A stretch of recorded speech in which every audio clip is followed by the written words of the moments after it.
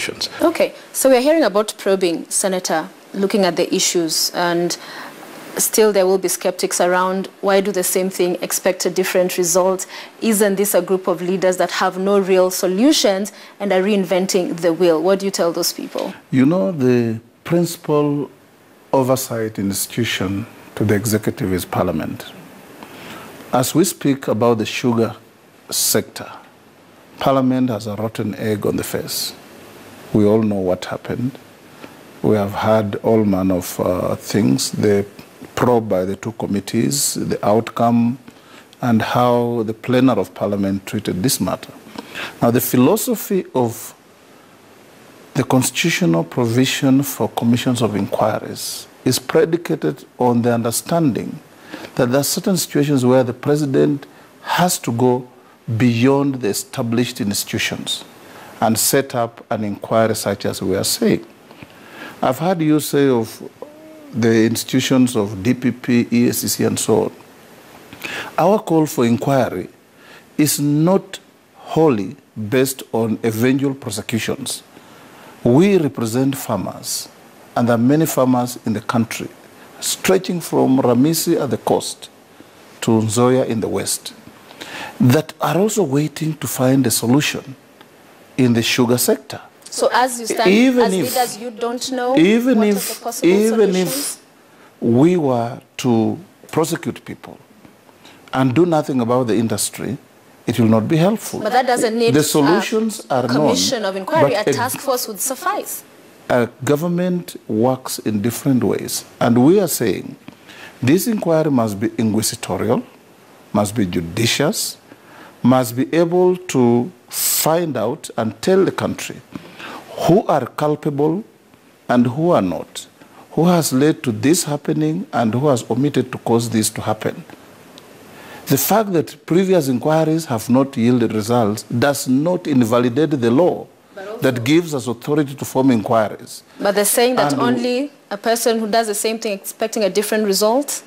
Each inquiry is completely different from another. But they've brought the same result. They've brought the same result, sir. Wanuna, that the Golden Back inquiry ended up with nailing culprits or suspects who have been taken to court. Cases are still ongoing. That the cases have not ended is an incompetence of another institution, not an incompetence of the inquiry. The inquiry did its work. You mentioned that you're not looking only at criminal liability in terms of what the work and the scope of the Commission of Inquiry, but also the issues that ail the sugar belt. But one of your recommendations, again in the memorandum from the memorial service, was around the implementation of the Mumias company. So there have been instances in the past where work has been done and it's also still gathering dust. It was the implementation of the outcome of the Windsor meeting, where we all congregated and talked about what can we do in the medium term and longer term to jumpstart the factory. But still, even that has not been implemented. The rules that came out of Windsor have, I'm told, just been gazetted by the minister this week. So we want to see how that goes. But that notwithstanding, we must open closets and find out who brought the sugar, who laced the sugar with mercury, who did what, who has destroyed the industry, who are the corrupt players that have brought these giant factories to their knees. Remember, Mumias at its optimal production used to produce over 52% of the sugar requirement of this country. Right. Now it's closed. Yes. It's not a matter for the DPP, it's not a matter for the EACC, it's a matter for an open inquiry where even the Wanjiku and the workers we are talking about can go and volunteer. Lastly, when such a commission is set up, it is not going to rely on the police and CID to help them inquire. They have, under the law, authority to hire senior lawyers, to hire retired investigators. But after all that is gathered, it's taken back to the institutions that are recognized in the Constitution. The Commission of Inquiry in and of itself will not indict and say, Senator goes to jail for 5 years, this and this. It still goes back. And that is why, to understand, why do we need to take this long? And when it is done, remember criminal responsibility has no time bar. Even if somebody sits on those reports, yes, somebody else will pick them up. And just to confirm what the senator said, the president is very concerned about this crisis, and he directed my colleague C.S. Kiunjuri, Agriculture, and myself. We have sat with the governors, the senators, the leaders, stakeholders from the sugar growing areas at Windsor. It was a very critical meeting.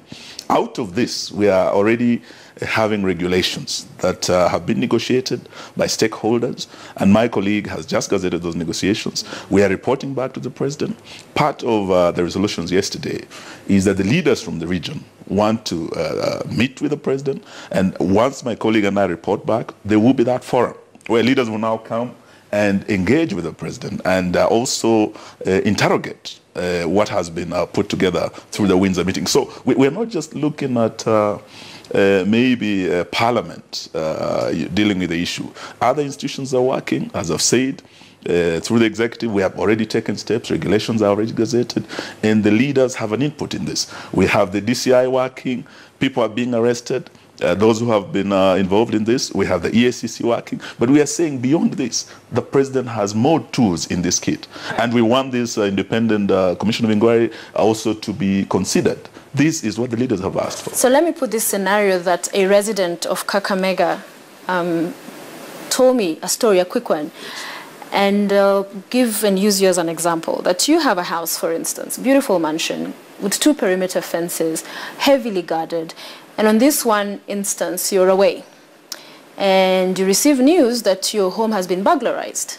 So you come back and, ask to see the CCTV footage. The entire homestead is covered. And you notice something curious, that 10 minutes before these thugs walked into the compound, the watchman opened the gates. The first perimeter wall, the gate there, the second one as well, and the main door of the house. And then they left to the nearby cafeteria. So it was all, nobody looking out, nobody watching out. So these thieves from their, ordinary work of stealing and looting come and see what's going on at Honorable Wamalwa's house. So they walk in, take everything, walk out, nobody asks them. So you see this footage, what would be your first course of action? I believe when we have an incident where a crime has been committed, we have institutions that are mandated by the law to deal with that.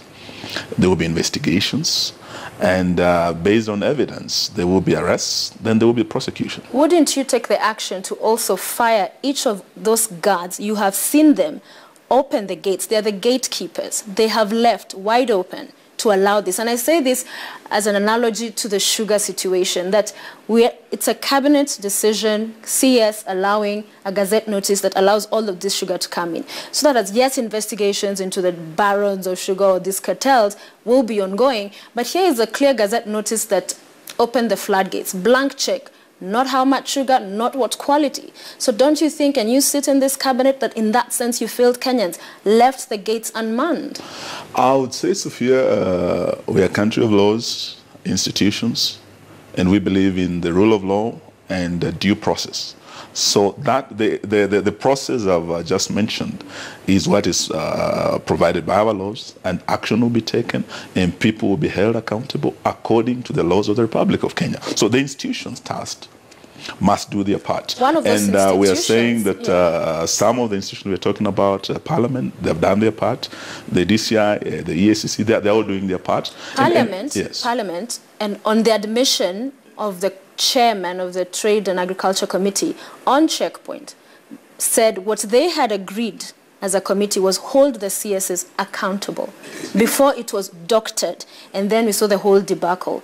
So even they, in doing their work, felt that the CSs should be held. That is the point we are trying to make. Exactly. Because first of all, Wamalwa does not sit in Parliament, okay? But this is precisely the point we want to deal with this thing in a holistic way. So you don't think right now we have enough evidence to say that this decision was made that led to this scenario? Can I take you systematically? The first thing that we have to look at is that there is a question. Did the cabinet make those decisions or not. You can only get to this detail through an inquiry. There's a Gazette notice that